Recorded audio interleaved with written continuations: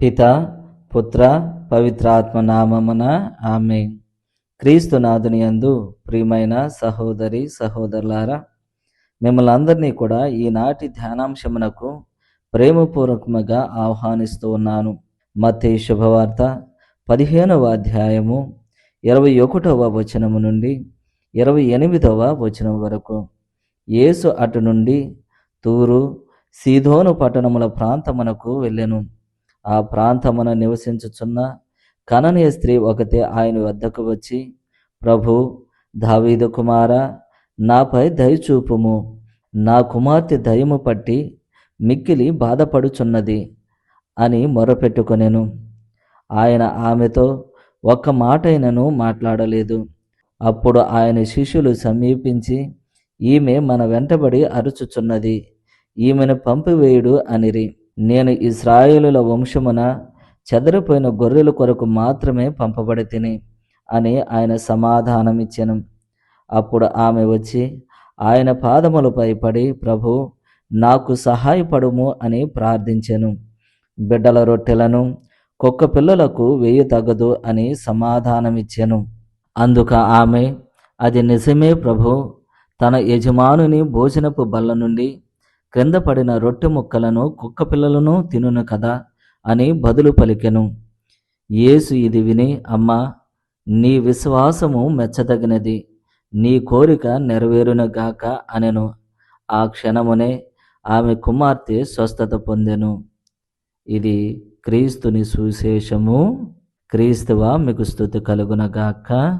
క్రీస్తునాథుని యందు ప్రియమైన సహోదరి సహోదరులారా, మన జీవితంలో కొన్నిసార్లు ప్రార్థన చేసిన దేవుని నుండి వెంటనే సమాధానం రానట్లు, దేవుడు మౌనముగా ఉన్నట్లు అనిపిస్తుంది.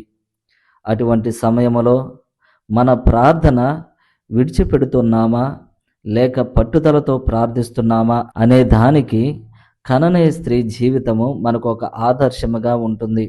కాబట్టి ఆమె జీవితాన్ని కొంతసేపు మనము ధ్యానము చేద్దాం. మొదటిగా ఆమెది గొప్ప విశ్వాసము అని మనము తప్పనిసరిగా జ్ఞాపకం పెట్టుకుని ధ్యానం చేస్తూ ఉండాలి. ఎందుకు ఆమె విశ్వాసము గొప్పది అంటే, అన్యురాలు అయినప్పటికీ క్రీస్తు ప్రభుని దేవుని కుమారుడిగా అంగీకరిస్తూ ఉంది. దావీదు కుమారా, నాపై దయచూపుము అంటుంది. ఆయన సొంత ప్రజలే ఆయనను దేవుని కుమారునిగా గుర్తించడం లేదు, అంగీకరించడం లేదు. కానీ ఈ అన్యురాలు అయిన కననీయ స్త్రీ గుర్తెరుగుతూ ఉంది, అంగీకరిస్తుంది. కాబట్టి ఆమెది గొప్ప విశ్వాసము అని మనం గుర్తుపెట్టుకోవాలి. తర్వాత రెండవది, ఎందుకు ఆమెది గొప్ప విశ్వాసము అంటే, ఆమె కుమార్తెకు దయ్యము పట్టి మిక్కిలి బాధపడుచున్నప్పుడు ఆమె ఈ లోకం వైపు కానీ, ఈ లోకపు శక్తుల వైపు కానీ, ఈ లోకపు మనుషుల వైపు కానీ ఆమె చూడలేదు. ఈ లోకములో నిజమైన దేవుడు క్రీస్తు ప్రభువే అని ఆయన దగ్గరకు సహాయం చేయమని వస్తూ ఉంది.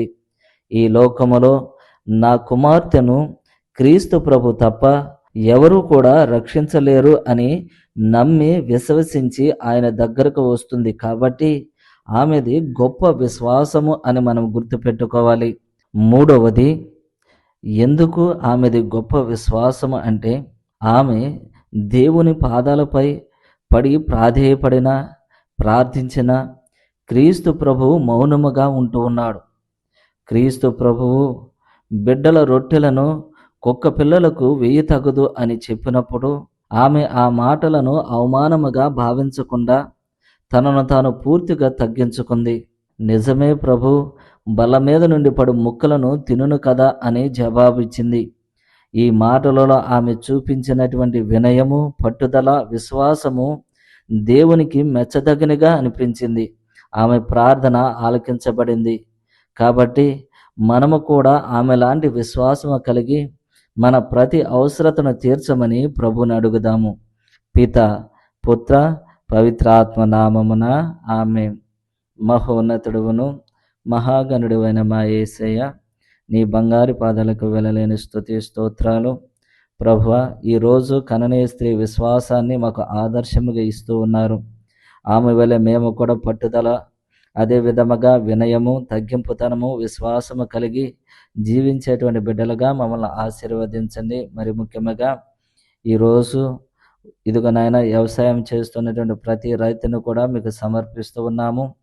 వారు చేసేటువంటి పనుల్లో మీరు తోడుగా ఉండి వారి పాడి పంటలను మీరు దీవించి 30 దంతులు 60 దంతులు 100 దంతులుగా ఆశీర్వదించమని మా ప్రభువును మీ కుమారుడైన యేసుక్రీస్తు ద్వారా ఈ మనవి చేయుచున్నాం తండ్రి. ఆమేన్.